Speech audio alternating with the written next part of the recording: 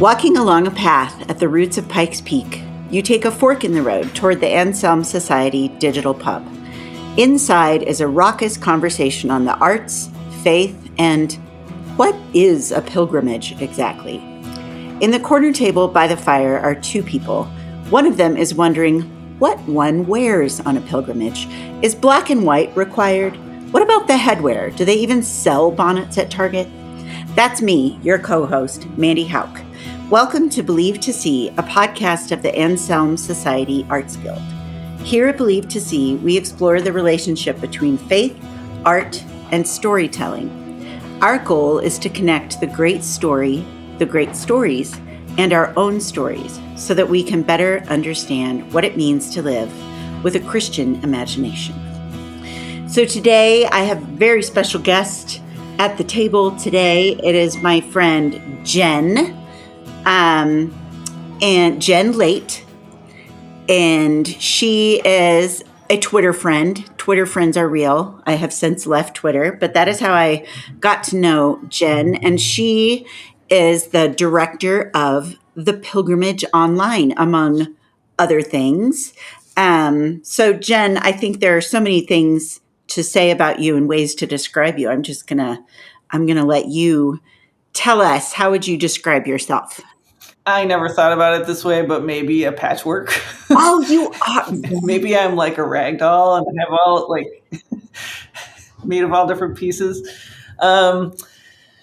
So I typically describe myself as a word scatterer. I love that. Partly because I'm wordy. Mm-hmm.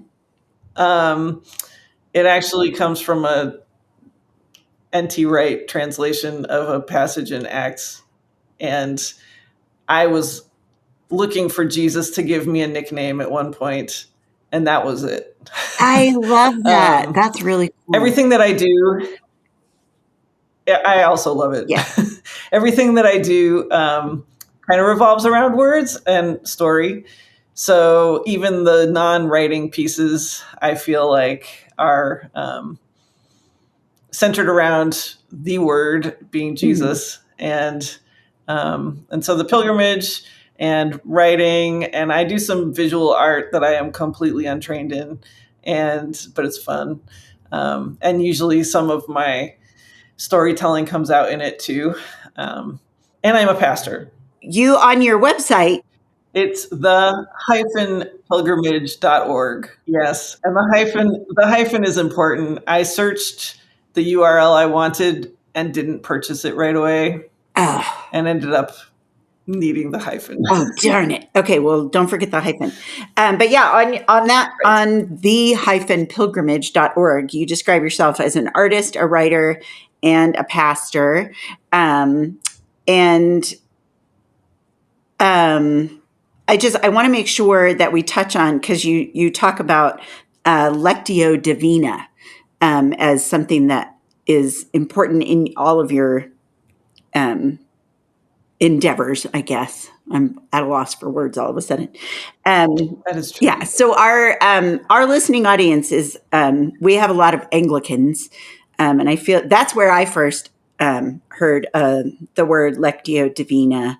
How would you describe that for anyone in the audience who's not familiar? So, well, there are longer descriptions and shorter ones. I'll try to keep this on the shorter side. Lectio Divina is, obviously, those are Latin terms, and it means divine reading. And it's based on an ancient way of interacting with Scripture that Christians have used throughout the ages. I believe that Ignatius of Loyola sort of codified it a little bit, but it was in use before then. And it involves reading usually a smaller passage of Scripture slowly, and sometimes it's described as chewing the cud, and kind of noticing what you're noticing in the passage. So I was taught it in my 20s when I was doing mission work among refugees in London, in the UK. And it was combined So I did not realize these were actually two different practices. When I was taught it, it was combined with another Ignatian practice, which is variously called imaginative reading or holy imagining, or I don't know. There's probably other names. Anyway, where you put yourself into the biblical story and imagine what it feels like. So then you're noticing what you're noticing, but from within the text. Oh, that's cool. So it is cool. That is how I wrote my novel about Mary, the mother of Jesus. And I incorporate that into some of the pilgrimage courses and other things that we do. Well, I'm glad you mentioned And your novel. sometimes every once in a while I do it instead of a sermon on Sundays. Oh, that's very cool. Yeah, I'm glad you mentioned your novel because I have both of your books. I've only read the Mary one, and I'm blanking on the name. What a nerd. What is it called? Favored one. The Favored One. That's right. Favored one. Favored One. And I absolutely loved it. And it makes absolute sense to me now that you did that as you described, because that's exactly what it feels like. Actually, I think you mentioned that in the beginning, in the intro of the novel, now that I think about it. I read it a few months ago, but I highly recommend it. It's beautifully done. So there are, not only are you a patchwork, but even your ministry, The Pilgrimage Online, is a patchwork because you have so many different offerings. And the way that I was first introduced, not just to you as a Twitter friend / real friend, but you started advertising the Winter Solace Retreat. And even that word solace is very appealing to me, particularly as an introvert. I'm a talkative introvert, but I am definitely an introvert. And I attended your Winter Solace in January of this year. And I went into it not really knowing what to expect. I was just like, I want an excuse to be by myself for a couple days. And, Winston can join me, my dog. Everyone knows of my dog.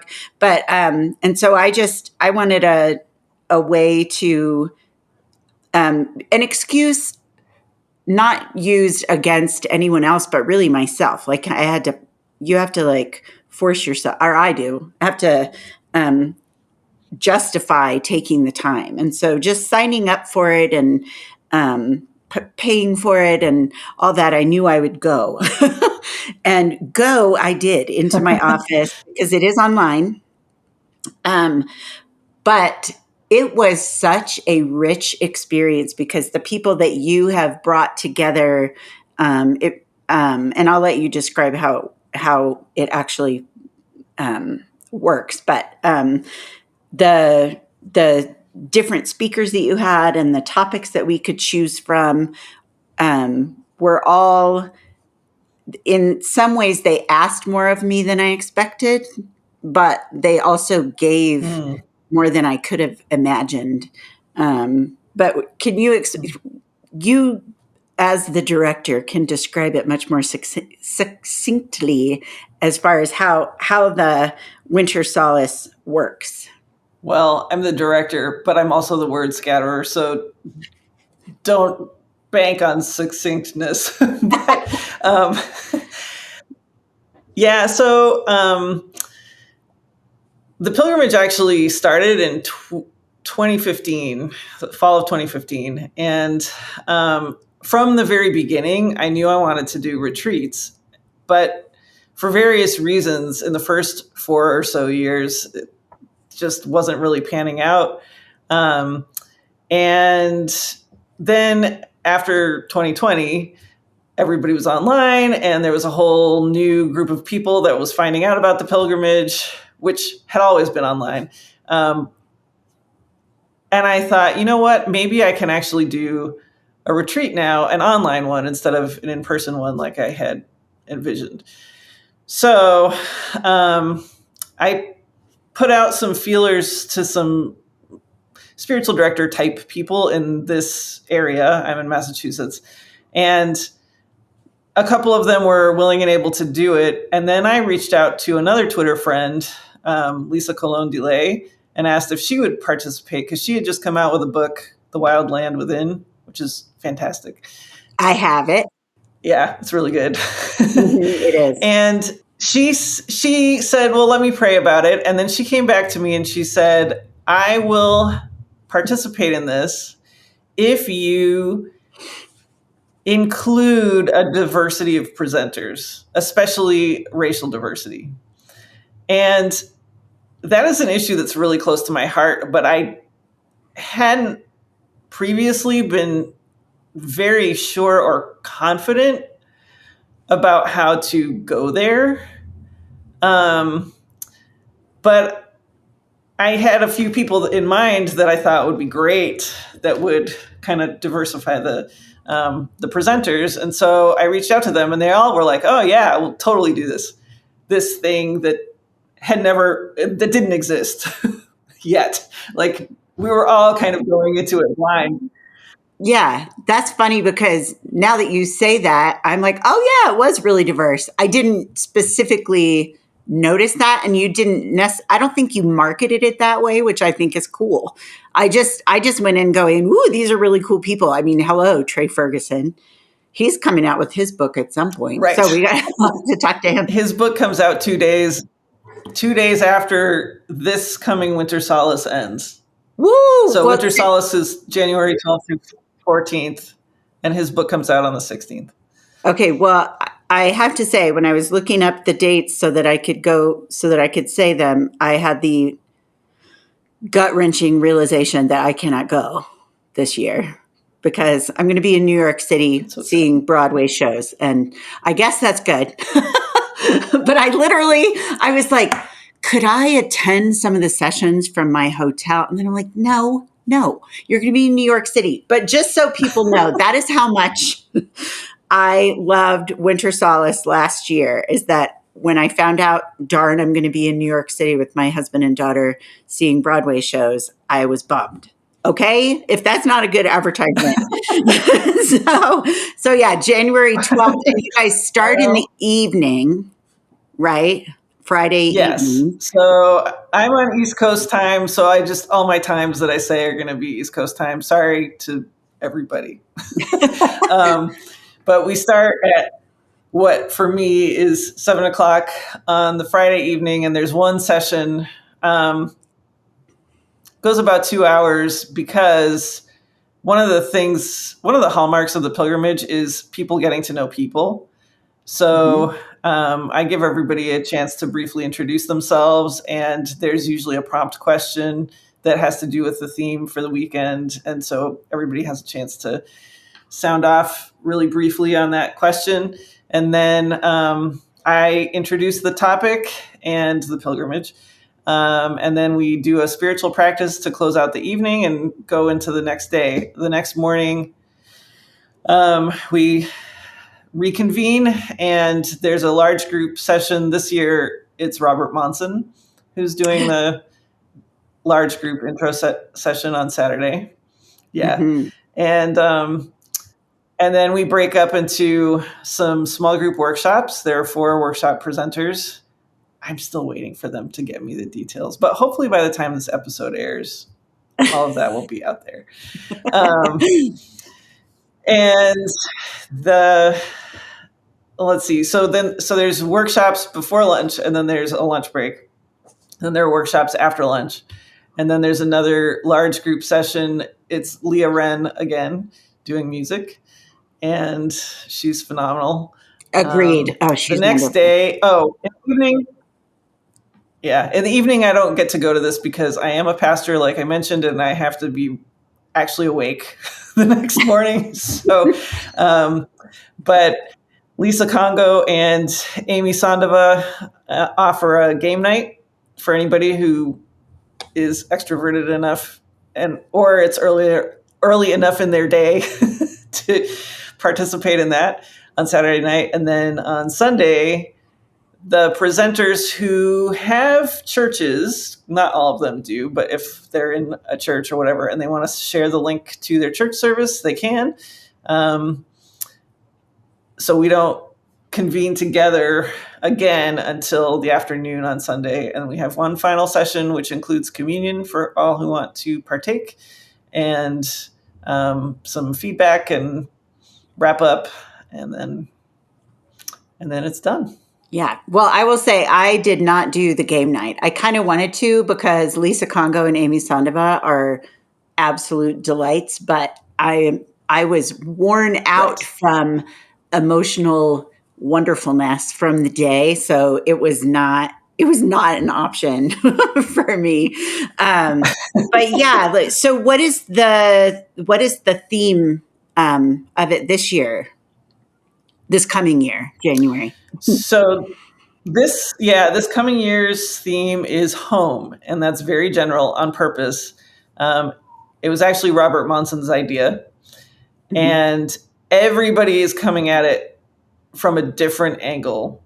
So I'm actually really excited to see how it plays out. I'm not leading a workshop this year, so I actually will get to attend a couple, which I'm excited about. But I wish I could attend all of them.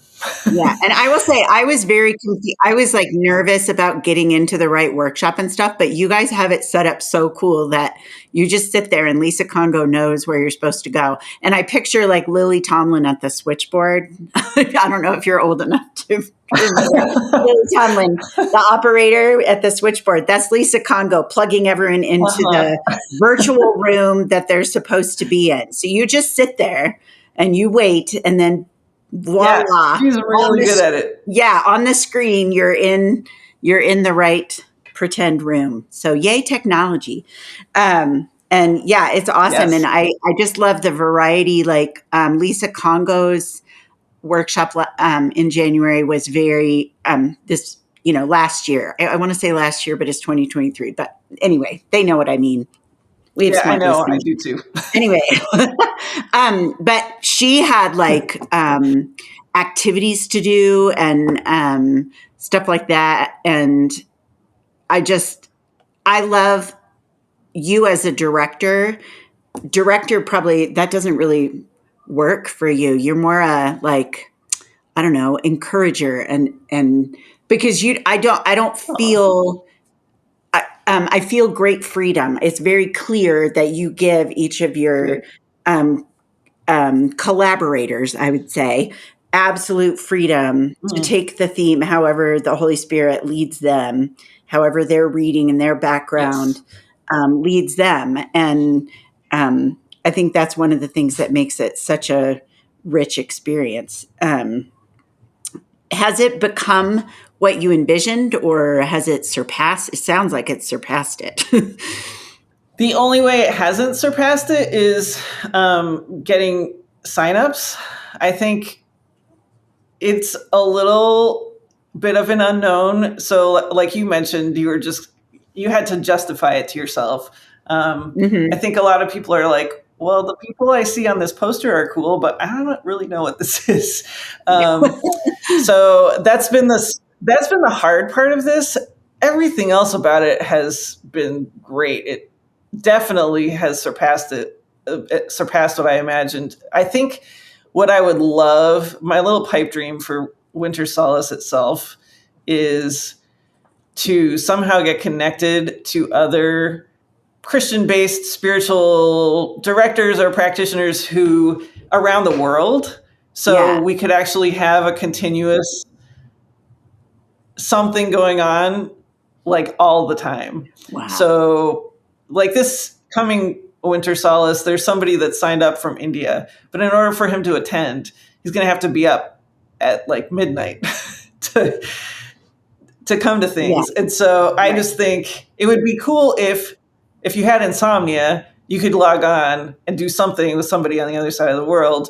Or if you were on the other side of the world, you had something at a normal time for you. Yeah. That would be amazing. So that's my pipe dream, but I'm not that organized and I don't really know how to make that. I just feel like you're just obeying what is right in front of you, and I appreciate that. Like you're just walking forward and going, take it as an offering, and letting God do what He's going to do. And I think for me, it was really cool because we Anselmi people, we like the 12 days of Christmas. So Christmas is not over. It's only beginning on the 25th. So I really feel like for Anselmi people, winter solace comes at a really nice time because it really is after Christmas, but barely.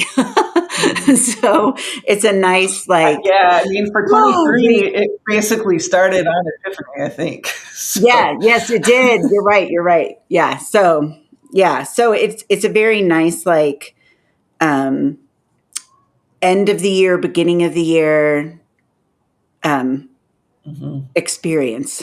It changed my January, I would say, which then had rippling effects for the rest of the year. It has just that little weekend really actually made a difference in the way I thought about how I was going to approach my goals and and myself. I think it helped me be a lot more gentle with myself because I think the push in January is, resolutions. We have to review all the bad things we do and all the things we wish we did better. And there's sort of we have to slap ourselves around a little bit in January and make new goals. And winter solace was a very different feeling. Oh, January without winter solace is like the Ignatian examen on steroids. Where was I not in tune with God in the last 365 days? And Mhm. where was I? And how can I get better? Right. At least that's what the examen feels like to me. Yeah. So I have never done the examen, and you're not making it sound very attractive. I haven't fully done it either because I experience it the way I just described it. Okay, well, let's just do winter solace instead. We don't need to do that other thing. I love that you had that experience of kind of a reframing for you for your Mhm. year. That makes me really happy. Oh, good. I'm glad. Well, that's why I invited you on this podcast. So, another thing that you are doing that I did not get to do last year, and I'm doing it this year, I'm announcing that right now. I am totally signing up for stepping into the story. Um, and Yay! yay! And you define it on pilgrimage, the-pilgrimage.org. You define it as quote spiritual autobiography unquote. So tell us what you mean by that. So first I'll tell you real quickly, this course it's my own course, but it's based on a spiritual formation course I had to take in seminary. And that's what my instructor called it, spiritual autobiography. But that is basically what we do. Also life mapping. We together, and I include myself in it because I feel like I go through this process too every time I teach it. The participants who sign up and I look back on our lives. There are different exercises every week, different focal points. So one week that it's family, and another week it might be crossroads, like what are some major choices that you made and what was the other choice, and Mm-hmm. stuff like that. And kind of examine your life from a perspective of where was God, or even more specifically, where was Jesus with me, maybe in the places that I didn't realize that he was there. Oh, wow. Oh, I love that. And so there's very little reading, there's a ton of journaling. We also do some Okay. Lectio Divina. Everybody picks a Bible character that they Hmm. want to travel with. And some people connect with that exercise more than others. It's interesting because it's usually like a group thing. Either everybody in the group really connects with their Bible character, or nobody does. Oh. But when the connection, yeah, but when the connection happens, it's quite powerful to sort of locate yourself in your own story, locate yourself in the grand story, that where God is the main character, but he's also in our individual stories and in the stories of these people in the Bible who are part of our story too. Yeah. Well, gee, that doesn't sound anything like what our podcast is about at all. I don't know. No, no. The capital G great story, the lowercase great story, and our own stories. I mean, it's really kind of tailor made for someone like me. So why am I daunted? I don't know. I think I was going to ask you to help me not be daunted by it, but I think you just did because of the way you described it. I really I love that idea that because to me, identifying with a um, Bible character would really help me not feel. I think I have a hard time putting myself like in the absolute spotlight, and I don't want to face myself quite that with that much rawness. So I feel like if I were to associate with the Bible character, I could sort of go sideways at myself. Is that a little more Yes. accurate? Okay. Some people do use the Bible character for specifically that reason. And I think usually most people don't stay doing that with the Bible character. Eventually they get around to themselves. But it's nice to have that person there as a buffer. Yeah. What is it that makes this kind of work, this story? What makes that so powerful? So in the book that I have written that is not published yet, that I'm working on pitching to places, it's Yay. not a novel. I I make the observation that humans learn better through narrative, I believe, or through story than through didactic, like do this and then do this and then do this. We internalize things much better either by living a story ourselves or by watching someone else's story.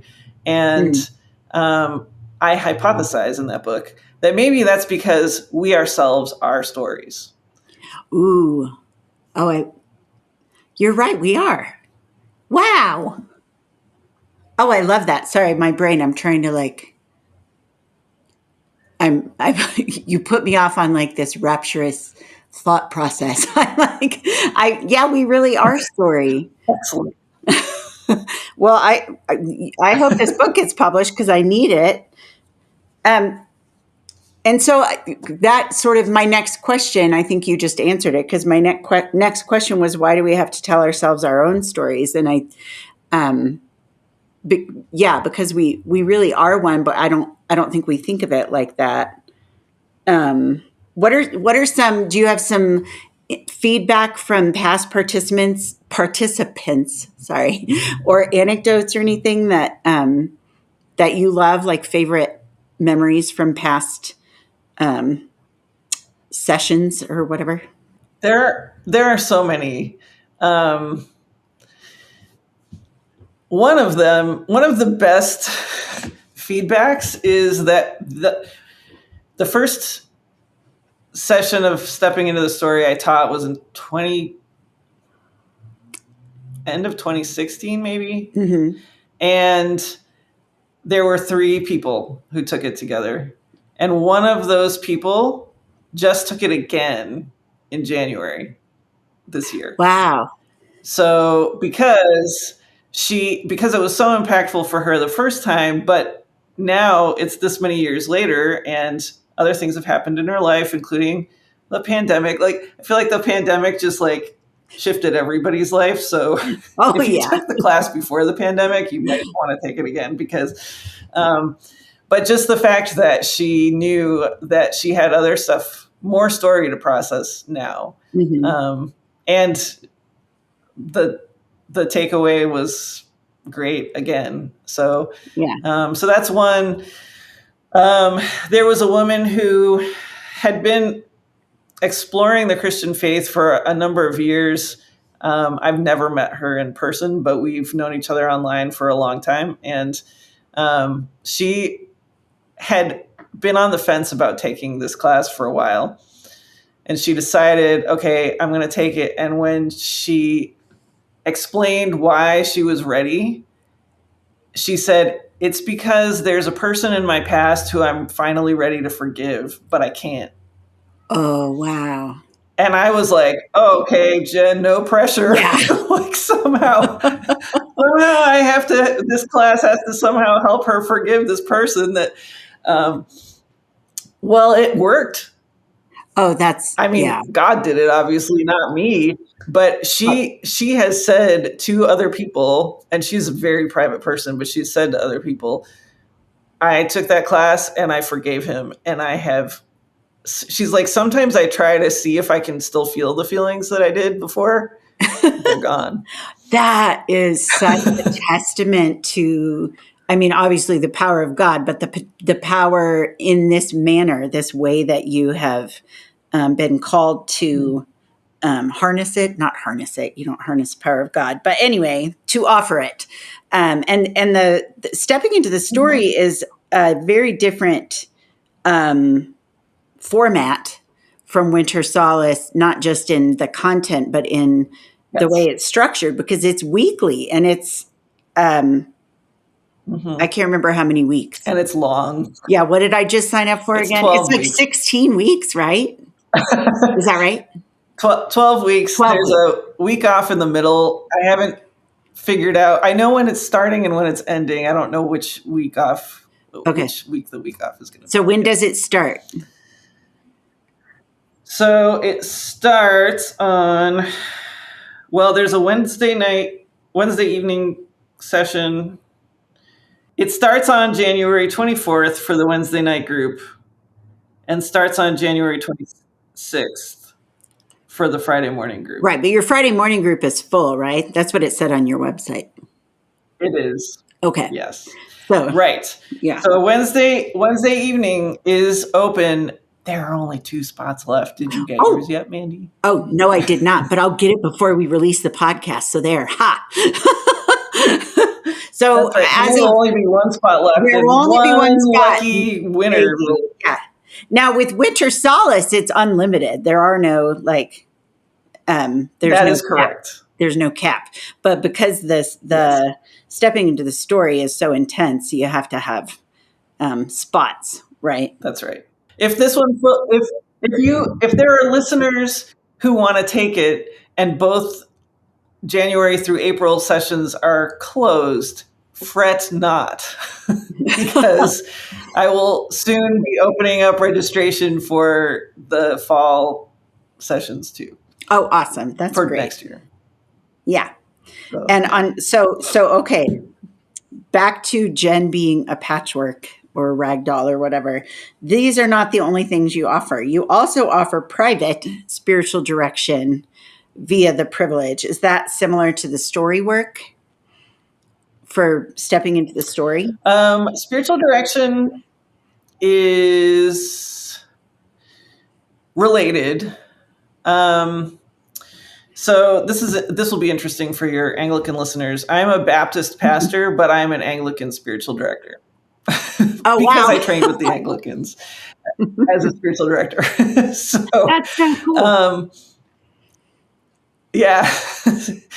So spiritual direction is an interesting offering. You can certainly find it. There are many spiritual directors out there that it doesn't have to be connected with something like the pilgrimage, but it's usually an hour-long session, kind of like a therapy session, but different. The focus is, obviously it touches on issues of mental health and emotional health and other things that are concerning, but the focus is spiritual concerns and health and processing. So it's also, for anybody that is wary of biblical counseling, it's not that either.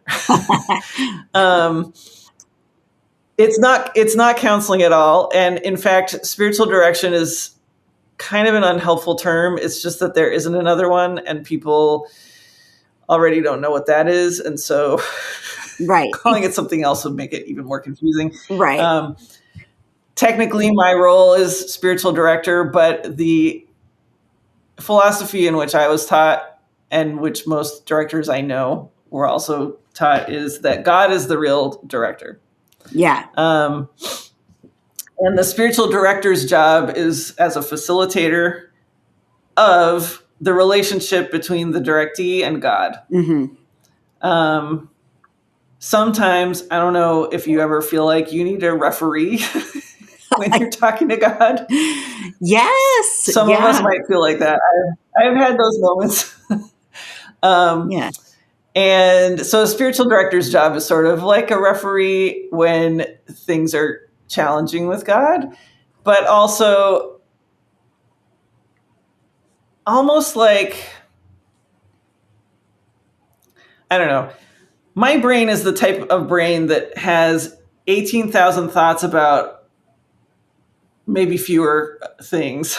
Mm-hmm. And they're all kind of going around at once. And when I'm praying and I'm asking God about something, I might have some ideas. And sometimes it's really clear that God has said something to me, but most of the time it's less clear. Right. And so I have a spiritual director that I see every month, and I get to put all that stuff outside of my head to a person, and that I can see, even though she lives in Canada on the other side of the continent. Yeah. And she just gives me space to listen. Mm-hmm. But somehow listening to God in the company of another regular old human is really powerful. Mm. And it's so amazing when we both hear the same thing. Yeah. For me. And the same thing when I'm sitting with the person who's the directee, and I invite a moment of silence to just listen. What is Jesus saying to you? Or is Jesus inviting you to do something right now, or to consider something, or whatever? And then we sit in some silence, and then they say, well, I was really thinking this, and I've been thinking the same thing for them. Oh, wow. Yeah. It's fantastic. It's one of my favorite things. I love that, because it really, the model, it sounds like it's Trinitarian, because you're you and I'm not casting you as a Godhead, but it's the shape that the Trinity is in. It really is. That's true. The incarnate, earthly things that we have to deal with, and then the Father speaking to us, but the Counselor, the Holy Spirit, facilitating that and just confirming, confirming the reality of who God is and what He's doing down here in the incarnate mess. Wow, that's so powerful, because really, I mean, we're made in the image of God, and that means we are made, like Karen Swallow Prior says, we are made as the Word, the capital W word, so we are attracted to story and words because of that Imago Dei. But another aspect of the Imago Dei is we are created as community and for a community. And I really feel like that seems to be the power behind all of these things that God has called you into, is that you're honoring both the word aspect of the Imago Dei, but then also the community and the way we have to have one another. We can't fully process our stories and be sure of, well, I don't know if we can ever be sure of anything other than that Jesus is awesome. But but the things that we're wrestling with, and that assurance that we get from, like what you just said, when the Holy Spirit speaks to both of you in the same way. That's happened to me a handful of times in my life, and it really is. It's so powerful. It's a powerful experience, and that's an awesome thing that you're offering. And I want to say this because a lot of the people that I work with have church trauma backgrounds, and some of that has come Mm-hmm. from very directive, top down, quote unquote, spiritual authorities. And Right. spiritual direction is not that. Um, Mm. so I want to be sure that that's clear when there's depending on the person and what I know about them, sometimes I will give them a what if, I'll think of something for them and I'll give them what if blah blah blah. Um, but that's after the relationship has developed a little bit more. But if I'm opening silence for you to listen to Jesus, I will not speak first. So I'm not going to Oh. impose what I think you should do or what I think you should know or what I think God is saying to you. Mm-hmm. I'm not going to say, God told me to tell you. This is Oh, thank me you. to the best to the best of my ability trying to facilitate you hearing from God yourself. Mm-hmm. So I know that there are a lot of people out there who have not had that experience, but have had the God told me to tell you experience. That is not what spiritual direction is. And if you are experiencing something that's called spiritual direction and that's what the person is doing, find a different spiritual director. Yeah, run away. Please. Because you can hear from God yourself. Yes, you can. Imagine that. He came to us. Yes. Yeah. Wow.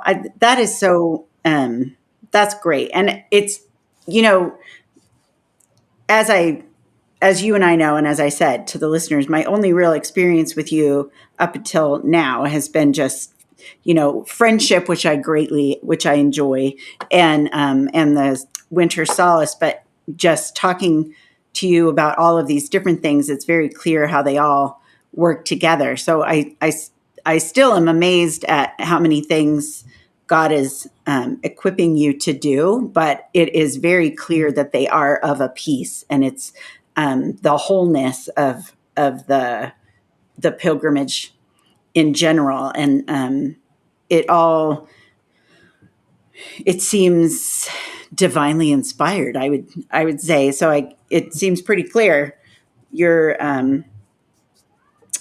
listening to his direction, and I appreciate that a lot. And your love for people comes through as well, I would say. So, Good. um,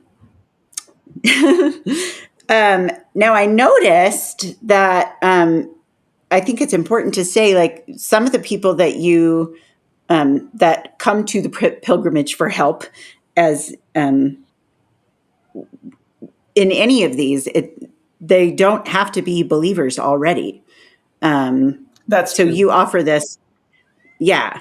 What do you? I know you said that the woman who was able to forgive the man from her Mhm. past. You said she was not a believer. Do you get very many that, or is there sort of a wariness towards coming into a space like that as a non-believer?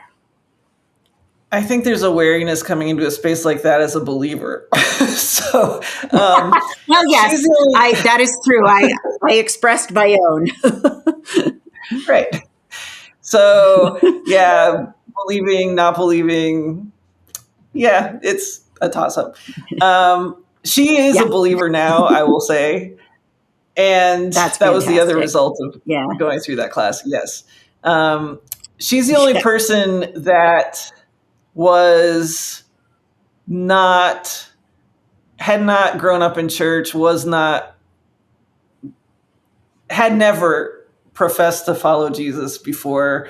Um, that has gone through these programs, but there have been a few people who are on the verge, who are deconstructing, who are on the verge of just saying, forget it, I'm done. right. Um, Deconverting, right? They're close to yes, deconverting, deconverting. right. Yeah. Yes. who are now back in some form of Christian community and belief. Yeah. Yeah, I hear that. Yeah. But I would say when I see people deconstructing and, we're at various levels, I mean, I have deconstructed, but the way I describe it, people get freaked out about it. But to me, if it's constructed in the first place, then that wasn't of God. So that's what I'm aiming at. I'm not aiming at my beliefs in general. I'm trying to figure out which things were added by man. And I think of it like scaffolding. I'm trying to take the scaffolding off. And I think when the Christian community at large gets freaked out by it, they're not, I think we need to respect one another's stories, to bring it all back to story, and allow, do we really think God is so small that he can't handle someone freaking out for a bit and being not sure of what they believe? I don't know. The God I know can handle that, and he's not actually leaving them alone. And even the ones who have walked away, the Jesus I know is too beautiful and dear. It's very hard for me to imagine that people wouldn't be pulled back to him if they have had that taste of him. And I really feel like what you're doing here, and I know that's how I felt with the Winter Solace. I just felt this overwhelming sense of, you know what I would say? I just realized it felt like time wasn't passing, even though I did get exhausted because it was very emotional. It just felt like this beautiful pause, and it was nice.